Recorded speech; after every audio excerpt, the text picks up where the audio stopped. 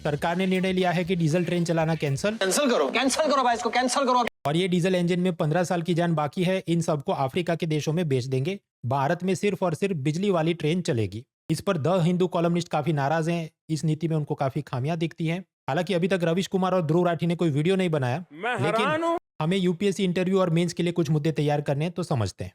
जी हाँ मित्रों, तो इकोनॉमी और एनवायरमेंट का एक कंबाइन मुद्दा समझते हैं, green washing of the Indian railways यानी अग्निरथ की हरित धुलाई।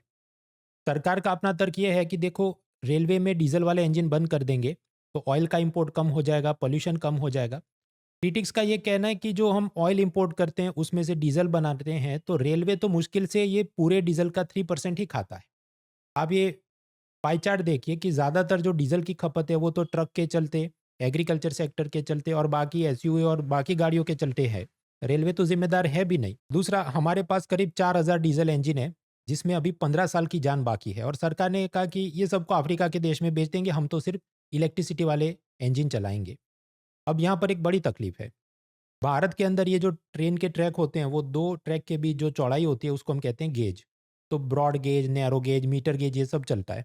अब अपने जो इंजन है उसमें ब्रॉड गेज वाले मतलब ज़्यादा चौड़े वाले होंगे। अफ्रीका के देशों में जो चलता है वो केप गेज है, मतलब वो थोड़ा संकरा होता है, नैरो 1.1067 मिलीमीटर। इसके चलते होगा क्या कि ये सब अफ्रीका के देश जिद कर रहे हैं कि तुम अपना ये जो इंजन है उसके नीचे जो भी चेसिस या सब बेस लगा है उसको तुम बदल के हमको दो ताकि हमारी पटरी पे चले। और भारत सरकार ने कहा ठीक है, हम ये करके देंगे। तो जितने बेचने निकाले मुश्किल से 4 का अभी इतना सेटिंग हो पाया है, बाकी बहुत सारे इंजन को ये चेंज करना पड़ेगा। हाँ तो ऊपर खर्चा तो मैंने करवाया ना। कौन सा खर्चा? अरे इसको बटन नहीं था, बटन लगवाया। चूहे ने जहाँ जहाँ से काटा था वहाँ रफ्फू करवाया।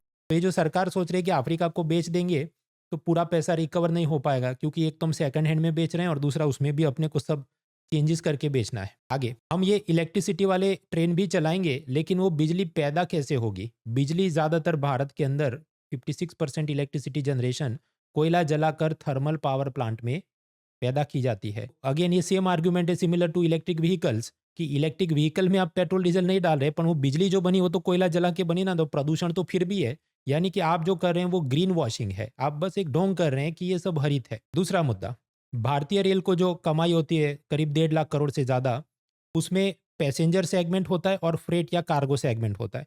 तो कुल कमाई का 65% तो कार्गो सेगमेंट से आता है, और उसके अंदर भी उस 65% का आधा मतलब 50% तो सिर्फ कोयला ट्रांसपोर्ट करके आता है। करीब 80,000 करोड़ तो रेलवे कोयला ट्रांसपोर्ट करके कमाती है। ये कोयला जो बाकी थर्मल पावर प्लांट में जाता होगा, सीमेंट स्टील इंडस्ट्री के लिए जाता होगा। तो बिजली से चलने वाली ट्रेन भी कोयला ही ढोएगी, उसमें से 80,000 करोड़ रुपए कमाएगी, और ये वाली कमाई तो रेलवे बंद नहीं करेगी, तो कोल ट्रांसपोर्ट विल कंटिन्यू। तो ऐसा है कि हम दारू नहीं पियेंगे, लेकिन दारू की खेप तो हम मारना चालू रखेंगे। तो ये ग्रीन वॉशिंग है। ग्रीन वॉशिंग का मतलब ढोंग करना कि हम सब एकदम प्रदूषण से मुक्त हैं। रशिया और चाइना का मॉडल ये है कि कार्गो मतलब माल वहन के लिए डीजल वाले ट्रेन इस्तेमाल करते हैं, और पैसेंजर यात्रियों के लिए बिजली ट्रेन इस्तेमाल करते हैं, ताकि उसमें क्या थोड़ा कंफर्ट रहे, ज़्यादा वाइब्रेशन नहीं आए, ज़्यादा आवाज़ नहीं हो। तो दोनों जात के वो ट्रेन इस्तेमाल करते हैं। हम क्या कह रहे हैं, नहीं सब कुछ हम तो अब से इलेक्ट्रिसिटी से ही चलाएंगे। दूसरा कि भारत में ये जो पहाड़ी प्रदेश है, दुर्गम प्रदेश है, नॉर्थ ईस्ट में, जम्मू कश्मीर में, वहाँ पर तो ढलानों पर डीजल या कोयले वाली ट्रेन ज़्यादा ठीक रहेगी।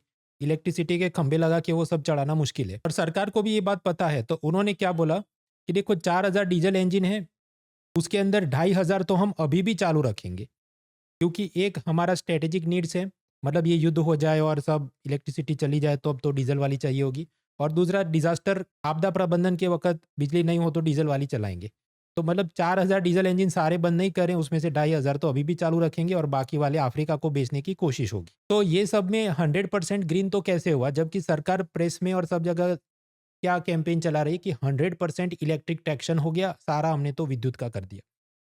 आखिर में हम इस कॉलम में से एक वोकेबुलरी का लेसन भी लेते हैं कि this vanity project is a sordid saga of the humongous wasting of costly assets and profligacy unmatched in the annals of the railways anywhere in the world. तो इसमें मैंने जो ब्लू कलर से हाईलाइट किए वो सब का क्या मतलब होता होगा, आप खुद से तर्क लगाइए जो अब तक हमने मुद्दे समझे। वैसे मित्रों, जिन विद्यार्थियों ने यूपीएससी मेंस क्लियर किया है और अभी इंटरव्यू की तैयारी कर रहे हैं, इंटरव्यू के डेट्स भी अभी आ गए हैं, तो अनअकैडमी का फ्री गाइडेंस प्रोग्राम है last mile, link is in the description, do check it out. तो ये हो गया इंडियन रेलवेज का ग्रीन वॉशिंग यानी कि अग्निरथ की हरित धुलाई। ऐसा ग्रीन वॉशिंग यूपीएससी कोचिंग के अंदर भी चलता है कि जिनके टॉपर्स बहुत कम पैदा होते हैं वो भी पीआर पॉम पॉम और रील्स चला चला के खुद को बहुत बड़ा दिखाते हैं कि हम ही सारे टॉपर्स पैदा कर रहे हैं। तो आपको एक प्रोफेशनल कोचिंग इंस्टीट्यूट से कोचिंग लेनी है तो अनअकैडमी आपके साथ है। Study material, live lectures, mock test, doubt resolution सब कुछ। और 9 साल कंप्लीट हुए तो प्रतिष्ठा ऑफर चला है, 9 महीने पे 9 महीने extra free. Discount code is moola.org, link is in the description. Let's crack it. Unacademy. Let's crack it.